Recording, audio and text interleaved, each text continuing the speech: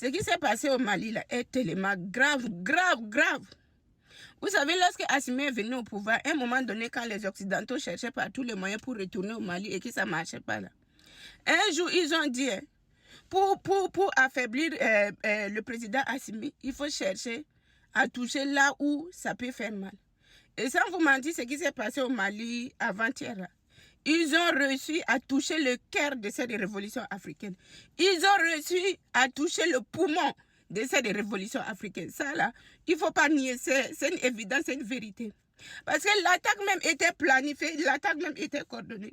Nous autres aujourd'hui, si on se lève aujourd'hui pour parler de cette révolution africaine, parce que cette révolution d'abord, elle est d'abord africaine que d'être malienne ou burkinabé ou nigérienne. Si nous parlons de cette révolution-là, c'est grâce à Assimi et les Sadio Kamara. Normalement, ça ne devait pas être comme ça. Et moi, là où ça me fait très mal, là, je vais m'exprimer parce que j'ai mal. Là où ça me fait mal, c'est au niveau des services de renseignement. Vous comprenez? J'arrive pas jusqu'à aujourd'hui, là, j'arrive pas à croire. Quand je vois les images des terreaux entrer et sortir comme ça, là, j'arrive pas. Et s'il y a des choses à blâmer, là, c'est pas seulement les services de renseignement maliens, que ça soit Burkina, le Niger aussi. Parce que c'est 3 pays. Vous partagez les informations. Qu'est-ce qui n'a pas marché? Qu'est-ce qui n'a pas marché? C'est ça la vraie question. Qu'est-ce qui n'a pas marché? Vous savez bien que Mali a le cœur de cette révolution. Toucher le Mali, toucher le cœur de Mali, là, c'est déstabiliser l'AES. Vous savez bien. Je vous dis, il y a des questions, même quand je pose là, ma tête va exploser. Comment on a laissé ces camions blindés là? Je comprends rien.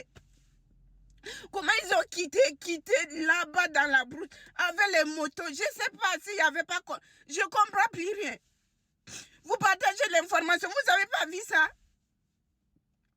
Si Sadio était mort sur le terrain, je vous dis, on peut comprendre. Mais au niveau des quartiers, quand on dit quartier, on dit base militaire. Comment on peut expliquer ça? Ça fait très mal. Depuis hier, là, je n'ai pas dormi, je vous assure. Je n'ai pas dormi, j'ai pleuré. Je pose même des questions, il n'y a pas de réponse.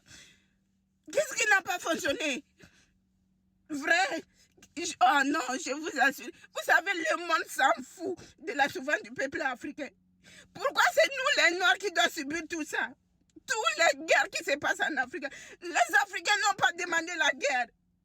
Jamais il n'y a pas un pays africain qui se s'est levé comme ça pour dire je vais attaquer tel pays. Jamais. C'est eux qui nous compliquent les choses. C'est eux qui nous font la guerre. Et aujourd'hui, on manipule les Africains. Oh. Est-ce que Sadio mérite de mourir comme ça avec sa famille? Non. Qu'est-ce qui n'a pas marché? Nous-mêmes, on doit poser des questions. Je pense que cette fois-ci, là, ce n'est plus question de dire que les impériaux. Nous-mêmes. Oh.